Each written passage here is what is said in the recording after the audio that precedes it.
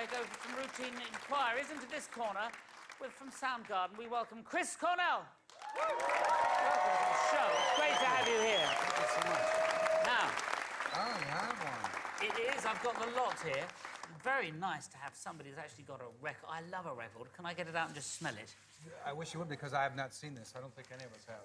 You've not seen this? No, It's a little you've seen it bootleg I before knocked up me. early. Oh, vinyl. Have a sniff at that. Now, what is this? Vinyl.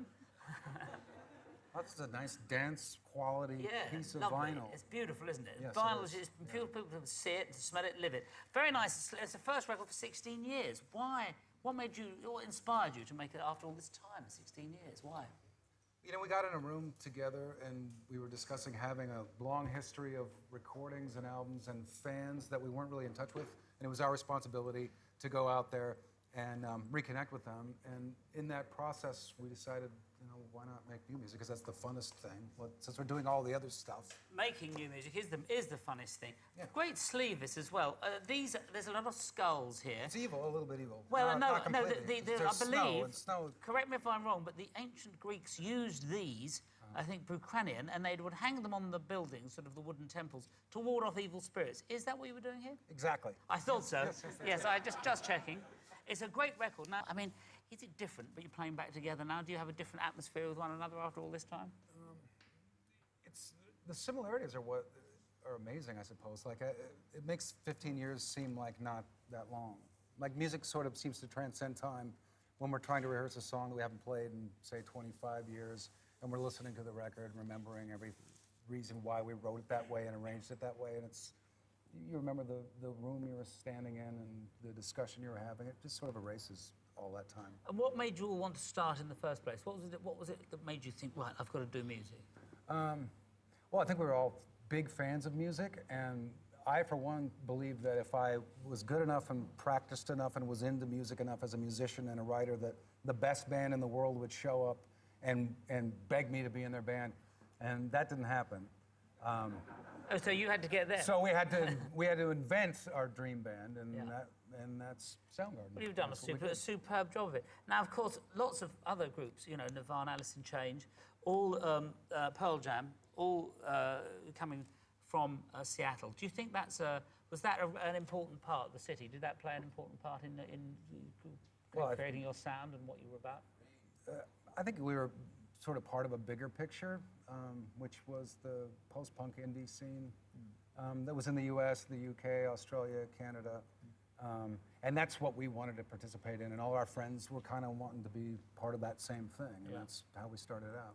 Of course, Johnny Cash did a great version of one of your songs, A Rusty Cage. Did you meet him? Yes, I did. It was terrifying.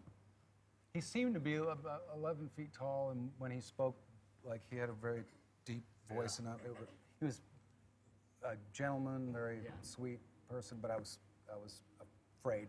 Fantastic, but he must have he loved that song. He must have loved it to do it. Yeah, he was great. You've also been part of a unique, very special club of people that have recorded a James Bond theme. Oh, yeah. Which is Casino Royale. Had you been a James Bond fan before doing that? Yeah, you know, I was a huge Sean Connery fan, and I was a huge Live and Let Die by Paul McCartney fan of the song. And that, to me, was the biggest reason to want to be a part of it, because I wanted to be on a list that Paul McCartney was on, That's right. Whatever that is. Yeah, well, the list with loads of them, that. Adele, Louis Armstrong, you name it, John Barry. Did you know where the 007 comes from? No. Well, Ian Fleming lived in Kent, and the bus, I think this is it, from Dover to Deal or from Dover to London was the 007. Really? Yes. Is that true, or? Yes, as really? true as anything is true-ish, you know. Do you have any James Bond gadgets that you take on tour with you, or? Just a respirator. Is there any James Bond gadgets you'd like to take on tour with you? I would settle for, and it doesn't have to have the gadgets, but just the original Aston Martin that he drove out. Just to have that would be great. It doesn't have to have any bells or whistles, just the original one. I tried to get one when I wrote the song, tried to make that part of the bargain, and they said no. yeah, right, just that quickly, too. Yeah, we're not doing that. Well, it's been great having you here. The band is sounding marvellous. Thank you for joining us. Chris Cornell. Great to see you. Thanks very much.